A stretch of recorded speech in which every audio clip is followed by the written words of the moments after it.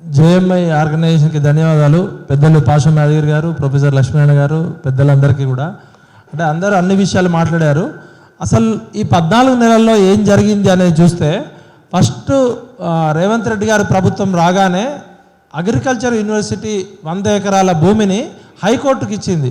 నేను ఒక public policy స్కాలర్గా international court of justice, international criminal court జెనీవాలో ఉంటుంది, నెదర్లాండ్స్ హేగ్లో ఉంటుంది. 2-3 ఎకరాల్లోనే ఇంటర్నేషనల్ క్రిమినల్ కోర్టు ఉంటుంది, ఇంటర్నేషనల్ కోర్ట్ ఆఫ్ జస్టిస్ ఉంటుంది. అసలు ఒక హైకోర్టుకి 100 ఎకరాల భూమి అవసరమా? ఒకవేళ 100 ఎకరాల భూమి అవసరమైతే ఫార్మా సిటీ పేరుతో 17,000 ఎకరాలు ఉంది, ఫ్యూచర్ సిటీ పేరుతో 30,000 ఎకరాలు ఉంది. అగ్రికల్చర్ యూనివర్సిటీ పరిశోధన భూములు అవి 100 కోట్లు, లక్షల కోట్లు పెట్టినా కూడా ఒక్క ఎకరంలో 30 రకాల పంటలు పండించి భారతదేశం మొత్తానికి, ప్రపంచం మొత్తానికి పరిశోధన చేసే భూముల్ని ఒక హైకోర్టుకి ఇవ్వడమే అనాగరిక, అసాంఘిక చర్య. అప్పుడు మనం మౌనంగా ఉండడము ఈరోజు ఇక్కడ దాకా వచ్చింది. సెకండ్, హైడ్రా పేరుతో లేక్స్ కాపాడుతామని చెప్పారు కదా. ఉస్మాన్ సాగర్, హిమాయత్ సాగర్, హైదరాబాద్కి లంగ్ స్పేస్ లాంటివి ఆ 2 రివైవ్ చేస్తాము, కేసీఆర్ వాటిని నాశనం చేసిండు అని చెప్పిండు. మరి 111 జీవో పరిధిలోకి ఉస్మాన్ సాగర్, హిమాయత్ సాగర్ భూములు ఎందుకు రావు? 111 జీవో పరిధిలో కేసీఆర్ ప్రభుత్వంలో ఉన్నప్పుడు కేటీఆర్ బంధువులు కావచ్చు, కేసీఆర్ అనుచరులు కొన్ని లక్షల ఎకరాలు భూములు కొనుక్కున్నారు. అందుకనే వాళ్ళు కొనుక్కున్నాక ఇక్కడున్న ఆంధ్ర రాజులు కావచ్చు, కమ్మోళ్ళంతా అమరావతి వెళ్ళిపోయారు. కేటీఆర్ బంధువులంతా ఇక్కడ కొనుక్కున్నారు. వాళ్ళ ఆర్థిక మూలాలు దెబ్బకొట్టడానికే రేవంత్ రెడ్డి గారు ఫార్మా సిటీని ఫ్యూచర్ సిటీ తీసుకొచ్చిందని ప్రతిపక్షాలు ఆరోపించినాయి. వాళ్ళు ఉన్నప్పుడేమో 111 జీవో పరిధి ఎత్తేసి పర్యావరణానికి హాని చేసే ఉద్దేశం చేశారు. వీళ్ళు రాగానే 17,000 ఎకరాలు ఆల్రెడీ ఫార్మా సిటీ పేరుతో ఉంది. హైదరాబాద్ నగరంలో ఇప్పుడు 17,000 ఎకరాలు రెడీగా ఉంది. ఆ 17,000 ఎకరాలకు అదనంగా మళ్ళీ 30,000 ఎకరాలు రేవంత్ రెడ్డి గారు సేకరించారు. అంటే 47,000 ఎకరాలు రాష్ట్ర ప్రభుత్వం దగ్గర రెడీగా ఉంది. అదొకటి. మూసీ పరివాహక ప్రాంతము, మూసీ నది పునర్జీవము, మూసీ నది ప్రక్షాళన, మూసీ నది సుందరీకరణ పేరుతో 150,000 కోట్లు అప్పు తీసుకొచ్చి చేస్తున్నారు. మరి హైడ్రా తీసుకొచ్చి నగరంలో ఉన్న చెరువులు, కుంటలు కాపాడుతాం, భూములు కాపాడుతామని చెప్పారు. మరి ఇప్పుడు మీరు చేస్తున్న చర్యలు హైడ్రాకి అనుకూలమా, విరుద్ధమా? మూసీ నది సుందరీకరణకు అనుకూలమా, విరుద్ధమా? అదేవిధంగా లగచర్ల ఫార్మా బాధితులను ఏ విధంగా లాఠీలతో కొట్టిరో చూసినాము. ఫార్మా సిటీ పేరుతో ఇంకా కేసీఆర్ చేసిన విధ్వంసం కాకుండా ఈయన ఇంకా ప్రజెంట్ సిటీ కాదట, ఫ్యూచర్ సిటీ పేరుతో ఇంకా 1,000 ఎకరాలు, లక్షల ఎకరాలు తీసుకుంటున్నాడు. ఈ అన్నిటికీ ఏంటంటే ఇక నా దగ్గర ఒక అఫీషియల్ గవర్నమెంట్ డాక్యుమెంట్ దొరికింది, ఒక మిత్రుడు పంపించిండు. Registration and stamps department, government of Telangana, statement of encumbrance and on property. ఈ హైదరాబాద్ కంచగచ్చబౌలిలో సర్వే నెంబర్ 25లో ఎన్నో తారీఖు 6/12/2024 ఎగ్జిక్యూషన్ చేసిర్రు. 24/3/2025 19,36,000 ఎకరాల స్క్వేర్ యార్డ్స్ మొత్తం కంచబౌలిలో సర్వే నెంబర్ 25లో వీళ్ళు ఐసిఐసి కన్సార్టియంకి కుదవబెట్టినది ఈ ఎన్కంపేర్ సర్టిఫికేటు. ఈ కుదవబెట్టిన సంస్థ ఎవరంటే బెకాన్ అనే సంస్థ. ఇది బాంబేలో బుంద్రా కర్లా కాంప్లెక్స్లో ఉంటుంది. ఈ బ్రోకర్ కార్తీక్ అనేటోడు, వీడు ఒక బ్రోకరు, ఒక మన పాన్ బ్రోకర్ లాగా ఎవరైనా దొంగ బంగారం కానీ దొంగ ఫోన్ కానీ తీసుకపోతే, ఇప్పుడు యాపిల్ ఐఫోన్ ఉంది, ఇది ₹1,00,000 ఉంటుంది. ఇది ఎవరికైనా దొరికితే జగదీష్ మార్కెట్లో తీసుకెళ్ళి వాడు 5,000కైనా 10,000కైనా అమ్ముకొని పారిపోతాడు. అట్లనే మెడలో ఉన్న బంగారం ఎత్తుకుపోయి ఈ మార్వాడీల దగ్గర వాళ్ళ దగ్గర దొంగ బంగారం కుదవబెట్టి అగ్గుకు తీసుకుంటారు కదా. అట్లా 40,000 ఎకరాలు, 40,000 కోట్ల రూపాయల కంచగచ్చిబౌలి భూమిని 10,000 కోట్లకి గవర్నమెంట్ కుదవబెట్టింది. ఈ కుదవబెట్టింది ఎవరు అంటే Telangana state industrial infrastructure corporation limited, Nikhil Chakravarthy అనే ఐఏఎస్ ఆఫీసరు, కూరాకుల రాము అనే డీజీఎం.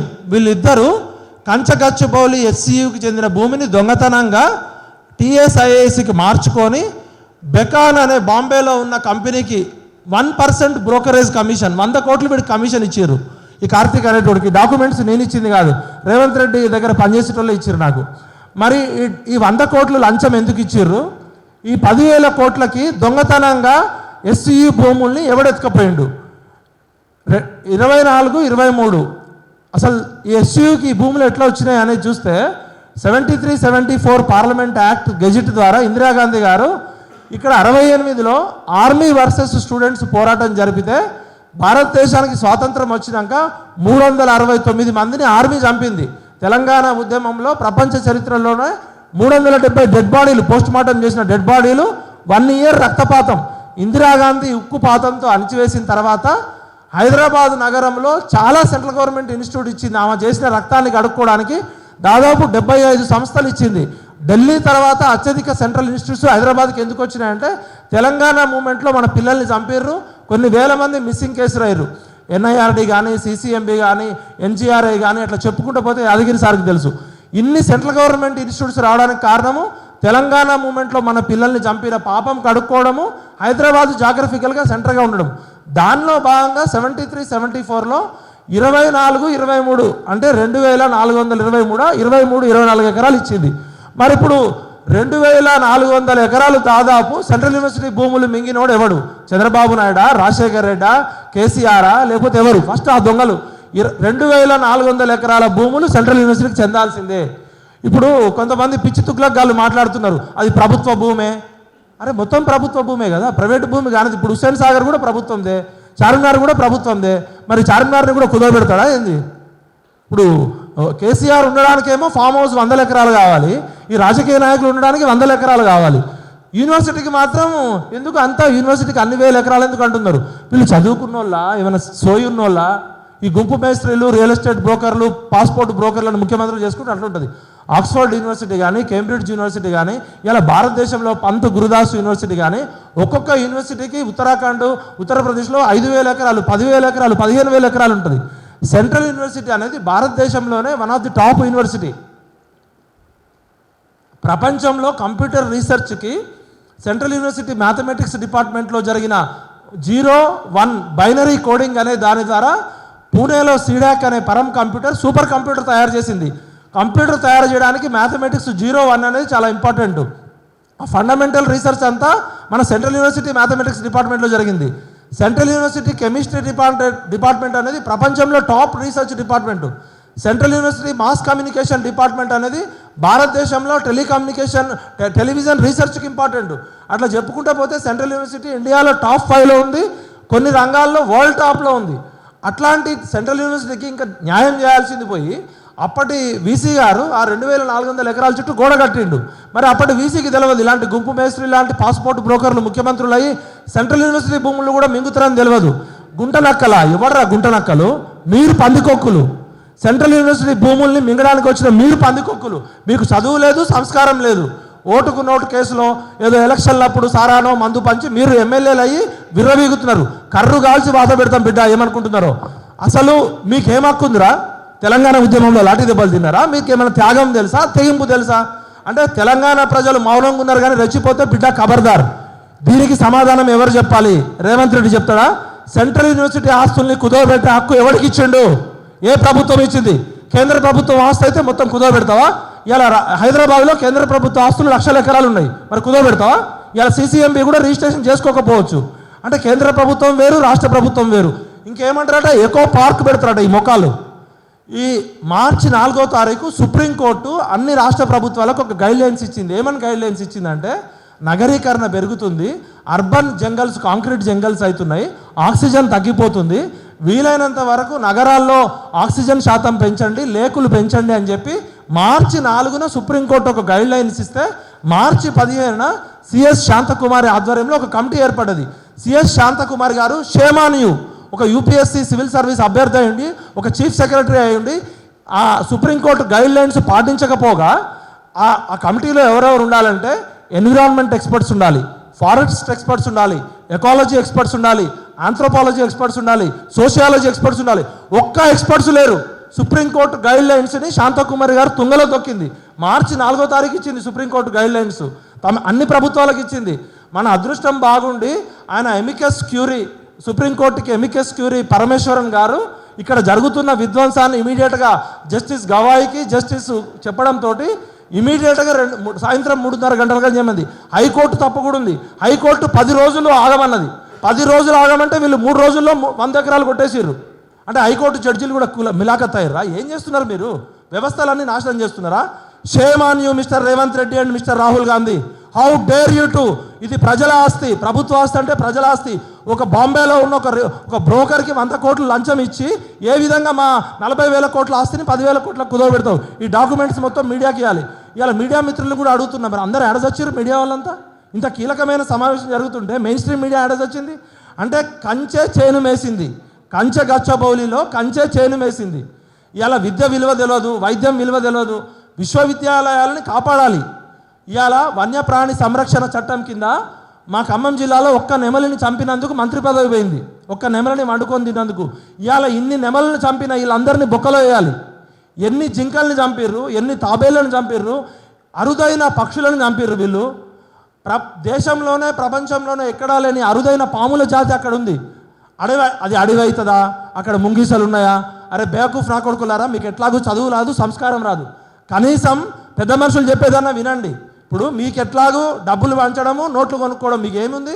365 రోజులు డబ్బులు సంపాదించుకోవడము, ఎలక్షన్ డబ్బులు పంచడము, ఆ పేద ప్రజలతో ఓట్లు కొనుక్కోవడము బాగా బలిసింది మీకు. మస్తికి వచ్చిర్రు, మీ మస్తి అంతా దించుతాం. తెలంగాణ అంటే తెగింపు, తెలంగాణ అంటే త్యాగం. తెలంగాణలో చచ్చిపోయింది 1200 మంది ఈ సెంట్రల్ యూనివర్సిటీ భూములు ఆక్రమించడానికి, అగ్రికల్చర్ యూనివర్సిటీ భూములు ఆక్రమించడానికి. అరే ప్రజెంట్ సిటీని కాపాడంటారు నాయన అంటే ఫ్యూచర్ సిటీ పేరుతో ఫ్యూచరే మొత్తం మీది. అసలు ప్రజెంట్ సిటీ లంగ్ స్పేస్ ఏంది? మరి హైడ్రా రంగనాథ్ గారు ఏం చేస్తున్నారు? అక్కడ బఫెల్లో లేకుంది, ఇంకో మష్రూమ్ లేకుంది, మష్రూమ్ ఏం లేకు సార్, అది పికాక్ లేకుంది. మరి ఆ లేకులను కాపాడాల్సిన పని హైడ్రాకి లేదా? అంటే చట్టమే కంచె చేనమేస్తుంది. ఫైనాన్షియల్ గ్యాంగ్ రేపు కాదు, భూమాతను గ్యాంగ్ రేపు చేస్తున్నారు. పంచభూతాలు పగబడితే, కాలం కాటేస్తే కనీసం 20 సంవత్సరాలు ముఖ్యమంత్రిగా ఉంటా, 20 సంవత్సరాలు ప్రధానమంత్రిగా ఉంటాను విరవీగుతున్నారు కదా, 4 సెకండ్లు గాల్లో కలిసిపోతారు మీరు. దయచేసి ప్రకృతితో పెట్టుకోకండి. రేవంత్ అన్న, మీరు సెంట్రల్ యూనివర్సిటీ భూములను కాపాడండి. మీరు స్కిల్ డెవలప్మెంట్ పెట్టినప్పుడు మేము సపోర్ట్ చేసినాం. కేసీఆర్ గతంలో తప్పులు చేసిండని చెప్పి మిమ్మల్ని తీసుకొస్తే ఈయనకన్నా ఆయనైనా ఏమన్నట్టుంది. ఇప్పుడు అన్నీ తెలిసిన కేసీఆర్ ఏమో ఆగం చేసిండు, ఏం తెలియని రేవంత్ రెడ్డి ఏం చేస్తుండో కూడా తెలియదు. ఈయన ఏం తెలియకపోయినా అన్ని తెలిసినట్టు నటిస్తుండు. బట్టి Vikramarka, shame on you. Mister Prasad, ఆయన ఎవరు? ఆయన ప్రసాద్ రావు, ఆయన ఎవరు? శ్రీధర్ బాబు గారు ఆయన ఎవరు? మన బట్టి విక్రమార్క, ఇంకొంతమంది ఎమ్మెల్యేలు. మీరు యూనివర్సిటీ స్టూడెంట్స్ కదా, మీరు తల్లిపాలు దాగి రొమ్ము గుద్దుతారా? మా యూనివర్సిటీ, ఉస్మాన్ యూనివర్సిటీ ఇటుక ముట్టుకోండి, పాతరేస్తాం బిడ్డ, గుర్తుపెట్టుకోండి. సెంట్రల్ యూనివర్సిటీ విద్యార్థులు కష్టపడి కొట్లాడారు. Hats off to you. సుప్రీంకోర్టుకి మనకు థ్యాంక్స్ చెప్పాలి, సుప్రీంకోర్టు జడ్జికి థ్యాంక్స్ చెప్పాలి. ఎవరో గౌరవ్ అగ్రవాలో రోహిత్ అగ్రవాల్ అనే ప్రభుత్వం, తెలంగాణ ప్రభుత్వము నిమిషానికి 1,50,000 ఆయన ఫీజు, నిమిషానికి 1,50,000 ఈ వాదించినందుకు, సెంట్రల్ యూనివర్సిటీకి వ్యతిరేకంగా వాదించినందుకు. ఇంకొకడు అభిషేక్ సింఘి అనేటోడు, మనం రాజ్యసభ చేస్తే వాడు తెలంగాణకు వ్యతిరేకంగా మాట్లాడుతున్నాడు. తెలంగాణ అంటే మిగతా రాష్ట్రాల్లో కాదు బిడ్డ. Rahul Gandhi, immediately you ask mister chief minister to resign. Revanth Reddy అన్న, నీకు ఒక్క నిమిషం కూడా సీట్లో కూర్చుకునే హక్కు లేదు. అదేవిధంగా శాంతకుమారి గారిని అక్కడే జైల్లో పెట్టాలి. అసలు ఆమె యూపీఎస్సీ పబ్లిక్ సర్వీస్ కమిషన్ ప్రమాణం చేయలేదా? కాన్స్టిట్యూషన్ అసలు ఆమెకు ఆత్మ లేదా, శరీరం లేదా, మనస్సాక్షి లేదా? సీఎం కంటే బుద్ధి లేదు. ఆయన ఏదో చెప్తాడు, నువ్వెట్లా ఉంటావు? సుప్రీంకోర్టు కరెక్ట్ చెప్పింది, వాతలు పెట్టింది. ఇప్పటికైనా నేను చెప్తున్నా, ప్రజలు ఒక్కసారి తిరగబడిందంటే పంచభూతాలు పగబట్టి కాలం కాటేస్తే నిమిషాల్లో మాయమవుతారు బిడ్డ, గుర్తుపెట్టుకోండి. దయచేసి సేవ్ హైదరాబాద్, సేవ్ హెచ్సియు. ఏ యూనివర్సిటీ భూములు ముట్టుకోవద్దు. భూమాతని గ్యాంగ్ రేపాలని చూస్తే ప్రకృతితో పెట్టుకుంటే పంచభూతాల్లో కలిసిపోతారు. నాకు ఎవరి మీద కోపం లేదు. మీరు మంచి పరిపాలన అందిస్తే హ్యాట్స్ ఆఫ్. ప్రజాపాలన అంటే మా పిల్లల్ని కొట్టడం కాదు, మా రుచిని, మా శాంతిని, మా జ్యోతిని జుట్టుపట్టి ఈడ్చుకుంటూ కొట్టుకుంటూ పోయారు. సెంట్రల్ యూనివర్సిటీ పిల్లలు గట్టి పోరాటం చేశారు కాబట్టి వాళ్ళు నిలబడ్డది. అగ్రికల్చర్ యూనివర్సిటీ పిల్లలు కూడా మీ భూములు మీరు కాపాడుకోండి. హైకోర్టు కూడా స్పందించాలి. 100 ఎకరాల భూమి ఎందుకండి హైకోర్టుకి? ప్రపంచంలో ఎక్కడన్నా 100 ఎకరాల్లో హైకోర్టు ఉందా? అది రీసెర్చ్ భూములు లాక్కుంటున్నారు. We are shame on you. జ్యుడిషియరీని కూడా ప్రశ్నిస్తాం, తప్పు చేస్తే ఎవరినైనా ప్రశ్నిస్తాం. కోర్టులు తీర్పులు ఇస్తే నెత్తిన పెట్టుకుంటాం. జడ్జీలు మేనేజ్మెంట్ చేస్తే బండకేసి బాస్తాం. తెలంగాణ అంటే ప్రాణాలకు తెగించిన నెల. ప్రాంతం వాడు మోసం చేస్తే ప్రాంతంలోనే పాతరేస్తాం. ప్రాంతేతరుడు మోసం చేస్తే ప్రాంతం నుంచి తరిమి కొడతాం. ఖచ్చితంగా మరో ఉద్యమం వస్తుంది. రాహుల్ గాంధీ గారు, ఇమీడియట్గా మీరు ముఖ్యమంత్రితో క్షమాపణ చెప్పించండి. ఏ విధంగా అయితే మీరు మా 400 ఎకరాల్లో వన్యప్రాణులు చంపిర్రో, మీరు రాహుల్ గాంధీ గారు రావాలి, ప్రియాంక గాంధీ గారు రావాలి, తెలంగాణ ప్రజలకి క్షమాపణ చెప్పాలి. ఈ బ్రోకర్లు, ఈ 10,000 కోట్ల స్కామ్ బయట పెట్టాలి, వీళ్ళందరినీ బొక్కలో వేయాలి. జై తెలంగాణ. ఈ అవకాశం కల్పించిన జేఎంఐ కార్యకర్తలకి, పాశం యాదగిరి గారికి, లక్ష్మీనారాయణ గారికి, మా అన్నలందరికీ పాదాభివందనాలు. జై Telangana, save Telangana, save HCU. Thank you అన్న. మా ఒక్క వీటలన్న గొంతు ఇప్తే ఎట్లా ఉందో మొత్తం తెలంగాణ యూత్ ఒక్కసారి తిరగబడితే ఎట్లుంటుందో ఇక మీరే తెలుసుకోవాలి.